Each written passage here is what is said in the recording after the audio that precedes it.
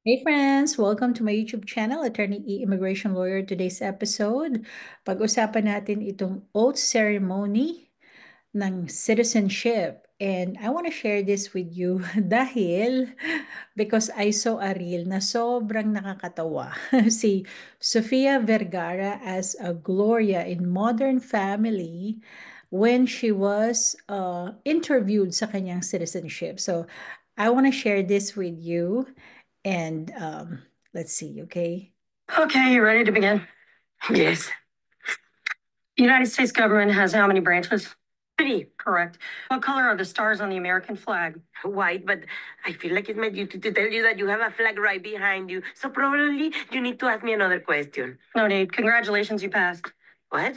That's it? Two questions? And I have a cheap flag? That's all it takes? Yep. You'll get an official letter in the mail with the details of your oath ceremony. Do you know how long I've been studying for this? You're robbing me of the feeling of achievement. Ask me another question, and a hard one this time. But you already Do passed. it. Okay. How many members of Congress are there? You know what? It's too late. You already said that I passed. Okay, you ready to begin? That was funny, okay? So, yeah, I love Sofia Vergara. Okay, so 'di ba parang, you know, you rob me of the feeling of achievement, sabi niya. Kasi marami ang over-prepared, 'di ba, for the naturalization test. And that's the right thing to do. To study, to study, to study, and to pass it the first time. Okay? Kaysa yung babalik pa to retake. So if you have the time or make time to study, do it. 'Di ba? She's so funny kasi parang after the test, yung mga nakapasa of course parang feeling nila, "Ay ang dali-dali naman." Gano'n. Sobra ang kanilang preparation, over-prepared na sila. Anyway, that's good. Okay, so because of that, I wanna talk about this form. Itong form N445. So, marami nagtatanong, after ba, what is the process ng citizenship? Okay, you submit your application. And depende kung ilang years ang kailangan mo. Kung 3 years or 5 years, pag married to US citizen, ay 3 years ay okay na. Pero kung hindi, ay 5 years. And then, mas-schedule ka for interview. Yun ang doon isasabay yung test, okay? Yung test na yon ay English and Civic test. Kapag nakapasa ka, ay citizen ka na ba? Hindi pa, because you still need to do the oath ceremony. Okay, so itong form na to ay form actually ng kliyente ko nakapasa. So gusto kong, I want to go over this form. Yan, kasi marami ang nagtatanong kasi sa likod nito, yung page 4, nakaka-intimidate kasi may mga questions na naman siya. So we're gonna talk about that. So after you pass the interview, pagkatapos mong makapasa, ay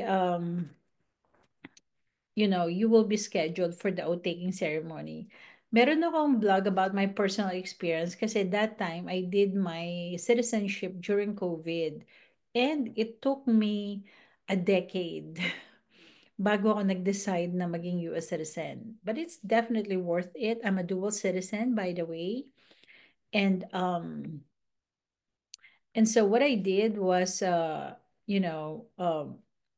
that time, yung oath taking because of COVID, sabay na yung test tsaka yung oath taking. So hindi ka na pinapabalik. And then they're trying to avoid yung gathering ng mga tao because of the pandemic, because of the virus. So you're just gonna do your oath taking ceremony doon sa loob ng opisina ng officer na nag-interview. And at that time, uh, parang minamadali ka na ng officer na lumabas dun sa cubicle niya kasi ang liit-liit ng cubicle, and everybody was so scared. So talagang sobrang mabilisan yung proseso at that time. But now, we're back to normal. So after passing the interview, you will be scheduled for the oath-taking ceremony. Okay, so I just want to share with you this form N445. Ito yung matatanggap mo when you're scheduled na for the oath-taking. By the way, ang background pala natin ay San Francisco.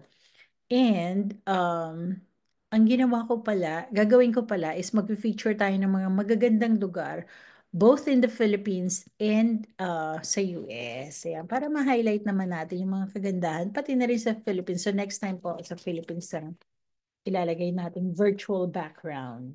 Okay? Ayan. So, itong Form N445 ay 4 pages siya. Actually, back-to-back. Yan. So, sa unang page, nandun yung pangalan mo, yung A number mo, yung receipt number mo. Doon mo makikita yung date and time. Ayan, tandaan nyo yung date at saka yung time, yung oras. Make sure na hindi kayo late sa inyong oath ceremony. Tapos, yung time where you need to go ay nandoon din. Okay? So, may mga cases na hindi siya dun sa USCIS office. So, you have to pay attention. So, for this particular client na taga Houston, this was in M.O. Campbell Education Center. Tapos, it will also tell you yung dito sa side na to, kung anong mga documents ang dadalahin mo. So, you have to bring, of course, this notice, and then yung permanent resident cards mo, whether valid pa or expired na, all re-entry permits or refugee travel documents that you have, and any other documents, USCIS issued to you, such as yung employment authorization cards, valid or expired. Ngayon, kung nawala na yung work permit mo, don't worry about it. Pero ang importante yung permanent resident card mo. Okay? So, it also tells you yung instruction kung paano fill upan or sasagutin itong page 4. Yan. Okay? So, pag-usapan natin yung instruction. Isa-isahin natin. So, sabi dito, the ceremony is a solemn and meaningful event. USCIS asks that you dress in proper attire to respect the dignity of this event. So, dapat po ay kagalang-galang naman, decente naman, okay? If you cannot come to this ceremony, call USCIS. The number is 1-800-375-5283 as soon as possible to reschedule your ceremony. So, pwede naman siyang mag-reschedule kung meron po kayong valid reason. Kung, tagal-tagal nyo naghintay, so huwag kayong magpa-reschedule. Unless talagang kailangan, okay? If you are in the military, you may contact USCIS Military Helpline.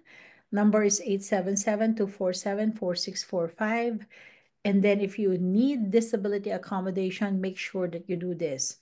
So bring this notice with you. So all 4 pages, all four pages, pero actually 2 pages siya na back-to-back lang siya. Sabi dito, you must bring the completed questionnaire. So dapat nasagot mo na on page 4 with you to the naturalization oath ceremony along with the documents listed. Itong mga pinapadala sa iyo at nasagutan niyo na. Print clearly in black ink. Basahin ang instruction before answering, which concern events that may have occurred since your interview. So, ang itinatanong dito ay mga pangyayari after ng interview ninyo. Kasi they want to know kung nagkaroon ka ba ng arrest, meron bang change of circumstance after your interview na makakaapekto sa iyong eligibility. Okay? Answer the following questions on the day of your naturalization oath ceremony before you attend the ceremony. Yung petsa niya kasi dapat yung date ng naturalization ceremony mo. Please note that these questions do not refer to any events that happened in the past or before the naturalization interview. So, ito yung mga pangyayari lamang after the interview. Okay? These questions refer to the time period after your interview at the USCIS. For example, ito may example. If you were married at the time of interview and wala namang change of situation sa marital status mo, no ang answer. Pero kung nagkaroon ng change, yes, and bring documents to support your answer. So kung married ka pa at that time, then nag-grant yung divorce mo, so divorce ka na, during the naturalization oath ceremony, dadali mo yung divorce decree mo.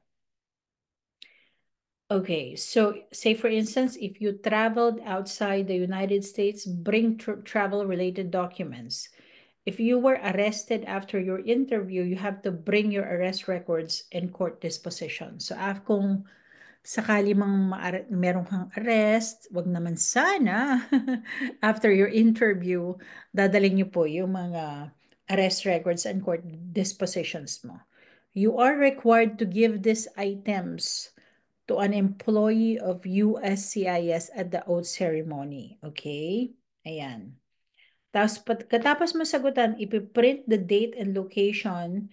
The date when you completed the questionnaire should be the day of the naturalization oath ceremony. So, katulad po nito, ang kliyente ko January 8 ay dapat ang paglagay niya ng date ay January 8 din. Okay? So, isa-isahin natin itong mga tanong. By the way, kung gumamit po kayo ng interpreter, on this form, you have to, the interpreter must fill out the form. So, meron pong part dito ng for the interpreter, which is on page 3, and then meron ding certification. Ayan. Okay, so sagutin natin yung mga katanungan. Okay? Itong tungkol sa kung may mga circumstances ba na nagbago. Sabi dito sa page 4, answer the following questions on the day of your naturalization oath ceremony. Ayan, so dun sa araw na yun doon. Okay, number 1 question, since your interview, have you been married or widowed, separated, or divorced? Ikaw ba ay kinasal? Yan. So, kung single ka nung interview, tapos kinasal ka after, before this day, married ka na. So, married, widowed, or separated or divorced? Yan, yes or no. Tapos, number 2, have you traveled outside the US? Yes or no. Have you committed any crime or offense for which you have not been arrested? O, yan.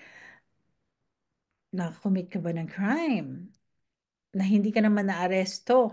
Yes or no. Have you been arrested, cited, charged, indicted, convicted, fined, or imprisoned for breaking or violating any law or ordinance, including traffic violation? Ayan, yes or no. Since your interview, have you joined, become associated, connected with any organization in any way, including Communist Party, a totalitarian organization, or terrorist group? Yes or no. Since your interview, have you deserted from claimed exemption from or been separated or discharged from military service? Ayan, nag-desert ka ba? Na-separate ka ba sa military? Na-discharge ka? Yes or no? Since your interview, has there been any change in your willingness? May question kasi din, to bear arms on the behalf of the government. Ipaglaban mo yung on behalf of the US government to perform non-combatant service in the armed forces or to perform work of national importance under civilian direction if the law requires. So may pagbabago ba sa willingness mo? Okay, na mag-serve, non-combatant service, na mag-perform ng work of national importance, or mag-bear arm para sa US government, yes or no? Since your interview, ito pinaka-last question pinaka-last question. Ito na po ang last question. Have you practiced polygamy, received income from illegal gambling, been involved in prostitution, helped anyone enter in the United States illegally, nag-traffic ka ba, human trafficking?